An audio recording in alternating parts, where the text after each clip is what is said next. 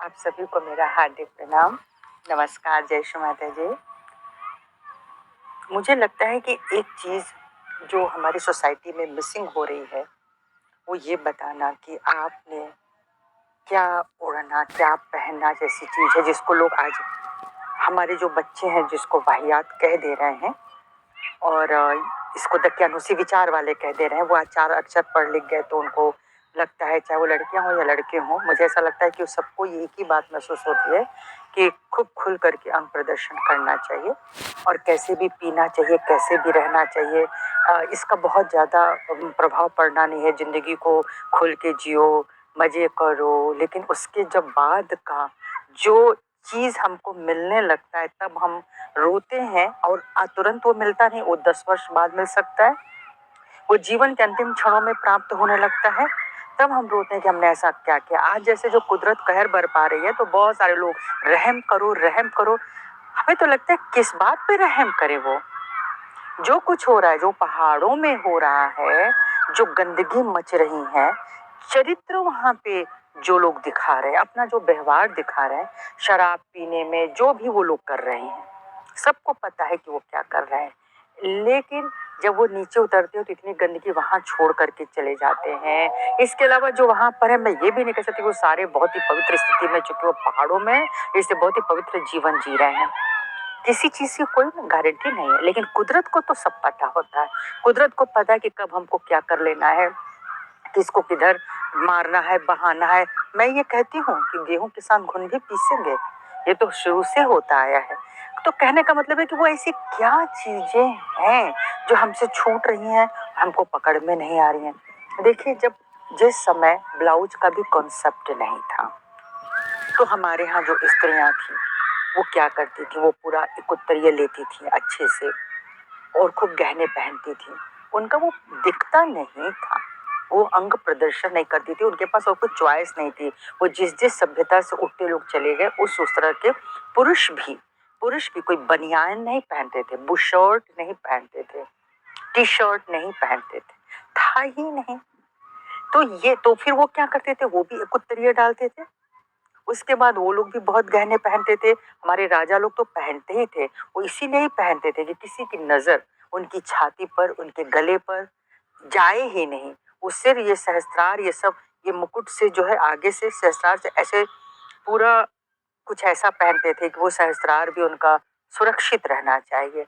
तो ये सब चीजें उन लोगों को पता थी। तो हमारी सभ्यता जब इतनी विकसित हो चुकी है तो हमको नहीं पता है कि हमको क्या ओढ़ना पहनना चाहिए।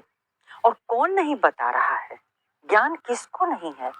लेकिन समझ में नहीं आ रहा है कि मानने वाले मान क्यों नहीं रहे हैं। इससे पहले की भी वीडियो में बताया कि जब आपकी बाहें भुजाएं नग्नावस्था में होती हैं, मोस्टली लेडीज के, अगर वो स्लीवलेस पहनती हैं तो क्या बुरा हो सकता है, टखने खुले होते हैं तो क्या बुरा हो सकता है।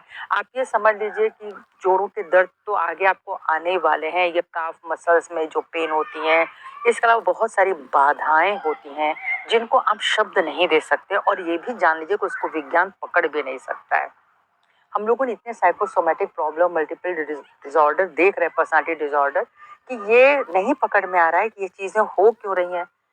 तो कहने का मतलब है कि अभी जो मैं बहुत देख रही हूँ कि फिर इतने अपने सामने का अगर गला आपने बहुत ही ज्यादा खुला छोड़ दिया है, आप अगर लोकट पहन रहे हैं, मैं विशेष तौर से स्त्रियों के बारे में बात करना चाहती हूँ, वो मेरी अनुभूति है, मैं उनकी एक जाति हूँ, इसलिए मुझे शायद बहुत दुख लगता है, बहुत अफसोस होता है कि वो इस बात को क्यों नहीं समझ पा रहे हैं और हमारा समाज उनको समझा क्यों नहीं पा रहा है। तो ये समझ लीजिए कि जितनी फेफड़ों की प्रॉब्लम होती है ना, वो आपकी पूरी खुली छाती होने की वजह से होती है। जो एक्सपोजर यहाँ पे होता है बराबर, उसको आप बचा ही नहीं सकते हैं। तो लंग्स की प्रॉब्लम होगी, फिर अस्थमा की प्रॉब्लम आ जाएगी, फिर देखते देखते वो थायराइड की प्रॉब्लम आ जाएगी, क्योंकि आपके विचार ना उसी में है, कितना दिखना है, कौन सी ड्रेस पहननी है। तो उसमें जो आपकी एनर्जी लग रही है ना, सिर्फ अपने आप को सिर्फ प्रोजेक्ट करने में और अंग प्रदर्शन के साथ अपने को प्रोजेक्ट करने में, तो ये जीवन सुरक्षित नहीं है। ये जीवन बहुत सुरक्षित नहीं है। मैं मुझे ये पता नहीं क्यों शुरू से ही मुझे अपने जीवन में लगता रहा कि ये मर्यादा हर स्त्री में होनी ही चाहिए। लेकिन वो आज इतनी मिसिंग हो रही है कि वो जब मैं बच्चियों को देख रही हूँ या मैं बड़ी स्त्रियों को भी देख रही हूँ, उनके में भी जो एक एज की भी हैं, वो अपने दुपट्टे लेके नहीं चलेंगी। बस उनको लगता है मेरी स्मार्टनेस इसी पर है कि बस आप निकल जाओ। जो यंग जनरेशन है वो इतनी टाइट टी शर्ट पहनेगी, वो निकल जाएगी, वो वॉक कर रही है, वो कैसे उनका शरीर समझ में आ रहा है। मुझे लगता है कि देखने वालों की भी निगाहें क्या होती हैं। अगर कोई चीज एक स्त्री हूँ, मुझे पसंद नहीं आता है, तो बाकी को क्या लगता होगा? क्या कोई नहीं सोचता होगा ऐसा? जरूर सोचते होंगे ना। तो फिर सोसाइटी में ये प्रचलन क्यों है? क्यों नहीं बच्चों को रोक रहे हैं? ऐसे-ऐसे ड्रेसेस मैं बताऊँ, बताया था मैंने कि एक बार कि मेरी बच्ची की शादी हो रही थी और उसमें ब्लाउजेज़ हम लोगों ने भी बनवाए और जब उसमें तो देखा तो पीछे और नेक जो है इतना बड़ा-बड़ा, जबकि बोला था कि इस इतने से ज़्यादा आपने बढ़ना नहीं है, लेकिन वो टेलर मास्टर जब ब्लाउज़ लेके आए थे, अच्छी-अच्छी साड़ियों के उन्होंने ब्लाउजेज़ तो खराब कर दिए क्योंकि उन्होंने काफ़ी लंबे नेक बनाए थे। जब पूछा गया मास्टर जी आपने क्यों किया, जब आपसे कहा गया था तो? तब उन्होंने कहा कि आजकल पहनता कौन है इतने छोटे गले मैडम। तो मैं समझा कि गलती से आप लोग बोल दिए, चाहे आप जब पहनेंगे तो वो अच्छा नहीं होगा, इसलिए हमने इसको बनाया है। तो ये सब चीजें जो हैं, ये हमको समझना है कि हमारी क्या सोसाइटी हमसे इतनी ऊपर हो गई है कि वो जो गलत करेगा हम उसी के साथ चलेंगे, हम क्यों नहीं अच्छे के साथ चल रहे हैं। तो ऐसी बहुत सारी घटनाएं मुझे मिलती हैं जिस पर लगता है कि किसी की तो नजर हो और बाकी लोग बहुत अच्छे हैं और बहुत ही डिसेंट वे में हमारी बहुत बहनें रहती हैं, हमारी बहुत बच्चियां रहती हैं।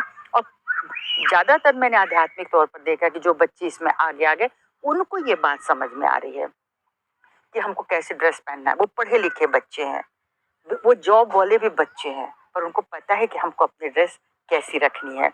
क्योंकि उनको नजर से बचना है, बुरी नजरों से बचना है, भूत प्रेत राक्षस पिशाच की बाधाओं से बचना है।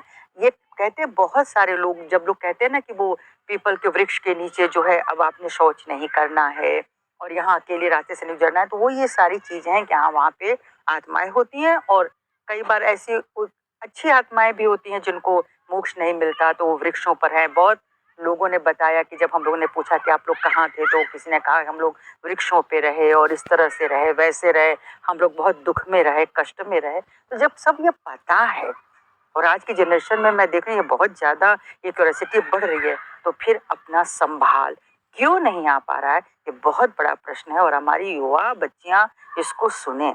अगर वो किसी भी विधा में अगर जा रहे हैं, तो फिर इसका मतलब है कि जिस जगह पे वो खड़ी हो जाएंगी, तो वो पूर्ण गरिमा में उनका पूरा का पूरा मान होगा और रुपया पैसा भी आपके कदमों को चूमेगा, क्योंकि माँ लक्ष्मी जो है वो महालक्ष्मी स्वरूप में आपको बहुत प्रेम देंगी। तो पैसा गलत तरीके से आए ये अच्छा है, या पैसा बहुत सुंदर तरीके से आए ये अच्छा है। देखिएगा रोग व्याधि ये सब जब हम मांगते हैं ना, तो उसमें ये बहुत सोचना होगा कि हम जो मांग रहे हैं तो उसके लिए क्या मैं उपयुक्त अपनी हरकतें कर रही हूँ। जय श्री माता जी, सबको मेरा आभार।